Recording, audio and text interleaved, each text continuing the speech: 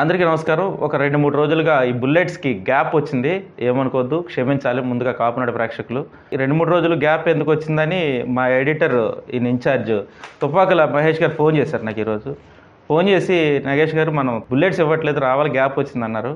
అయ్యో, నేను ఇంట్లో కొంచెం ఆర్థిక ఇబ్బందులు ఉన్నాయి సార్, కొద్దిగా ఏదన్నా వస్తువులన్నా తనఖా పెట్టాలి అన్నాను. మరీ అంత బండి మీద రావడానికి అంత అవసరమా అని అన్నారు. ఆయన నమ్మలేదు ఈ విషయాన్ని. పర్లేదు రండి సార్ అన్నారు. లేదు సార్, బయట ఉష్ణోగ్రత బాగా తగ్గింది, 5 డిగ్రీలు తగ్గిపోయింది, చలిగా ఉంది, రాలేను అని చెప్పేసి అన్నాను. అది కూడా ఆయన నమ్మలేదు. కానీ తప్పక ఇవాళ వచ్చాను.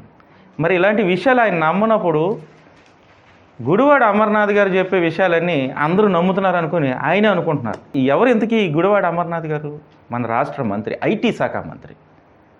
ఆయన చెప్పే మాటలు ఏంటంటే, ఆయన శాఖకు సంబంధించి ఏమీ మాట్లాడరు.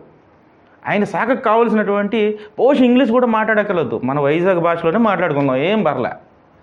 కానీ పరువు పోయే విషయాలు ఏమన్నా ఉంటే మూసుకుని ఉంటే మంచిది. అలా కాకుండా దావోసులో 5 డిగ్రీల ఉష్ణోగ్రత మైనస్ ఉంటుంది, అక్కడికి వెళ్ళి ఎవడన్నా స్నానం చేస్తాడా? చేయకుండా వచ్చి చెప్పుకుంటారా? చలి ఎక్కువ ఉంది అందుకే వెళ్ళలేదు. ఇలాంటి ఎందుకు సార్ కబుర్లు? సిగ్గేస్తుంది. కులం పరువు తీయకండి. రాక ఐటీ శాఖ కాపు కులానికి వచ్చింది, సంతోషంగా, హంబుల్గా, రెస్పెక్ట్గా మాట్లాడండి. మనకు ఐఫై ఇంగ్లీష్ రాదు, ఓకే, రాకపోయినా పర్లేదు, ఆ స్లాంగ్ అవసరం లేదు, మాట్లాడొద్దు, సైలెంట్గా ఉండండి. ఎందుకు పరువు తీసుకుంటారు? మన రాష్ట్రంలో ఇంట్లో ఏదైనా అప్పులు ఉంటే ఏమైనా తనఖా పెట్టుకోమా, అందుకే ప్రభుత్వం అమ్మేస్తుందని? ఎందుకు సార్ ఇలాంటి కబుర్లు? మీ శాఖకు సంబంధం లేని విషయాలు ఏమీ మీరు మాట్లాడొద్దు దయచేసి. పరువు పోతుంది, సిగ్గేస్తుంది. మీలాంటి వాళ్ళంతా మాకు కావాల్సిన వాళ్ళని చెప్పుకోవడానికి సిగ్గేస్తుంది. కాబట్టి మీరు దయచేసి సోది కబుర్లు ఆపేసి, ఆ నూడిల్స్ బండి ఓపెనింగ్ లైవ్కి వెళ్తున్నారు, అవి వెళ్ళిపోండి, ఎప్పుడు పట్టించుకోండి. మిమ్మల్ని ఐటీ శాఖ కోసం ఏం మాట్లాడొద్దు. కనీసం పరువు నిలబడుతుంది మనకి. ఆ పక్క రాష్ట్రంలో ఉన్నటువంటి కేటీఆర్ హైఫై లాంగ్వేజ్తో ఒక పక్క అన్ని కంపెనీలతో మాట్లాడుతూ, మరో పక్క బిల్ గేట్స్ లాంటి వాళ్ళతో వీడియో కాల్స్ మాట్లాడుతూ తన డెవలప్ చేసుకుంటున్నాడు. ఆయన గొడవ మనకి ఎందుకు? పోనివ్వండి, దరిద్రం, వాళ్ళే డెవలప్ చేసుకుంటారు. అలాంటి డెవలప్మెంట్ జోలికి మీరు వెళ్ళొద్దు. కనీసం పరువు పోయి మాట్లాడొద్దు అనేది నా సూచన. -5 డిగ్రీలు ఉంది, మేము స్నానం చేయం. -5 డిగ్రీలు ఉంది, మేము పోము. నూడిల్స్ బండి ఓపెనింగ్ ఉంది, అక్కడికి పోవాలి. ఇలాంటి సోదు కబుర్లు ఎందుకు సార్ అమర్నాథ్ గారు? జగదాంబ సెంటర్లు ఇవన్నీ మనకి ఎందుకు సార్?